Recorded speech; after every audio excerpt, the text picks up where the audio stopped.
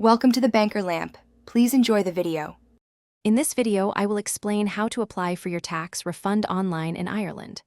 First, ensure you have your Personal Public Service, or PPS, number readily available. Next, gather all relevant details about your income and the tax you've already paid. Finally, you'll need to access the Revenue Online Service, known as ROS, or your personal My Account to begin the process. Having these items prepared will make your application much smoother. Once you're ready, log in to your My Account or ROS profile using your credentials. After successfully logging in, navigate to the Pay Services section, which is specifically designed for employees. Within this section, you will find an option to review your tax.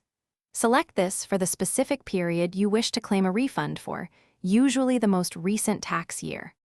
Now, carefully verify all your income and tax details displayed on the screen to ensure accuracy.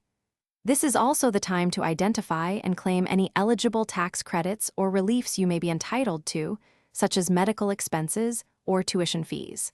Once you are confident that all information is correct and complete, proceed to submit your tax refund application. Double-check everything before finalizing.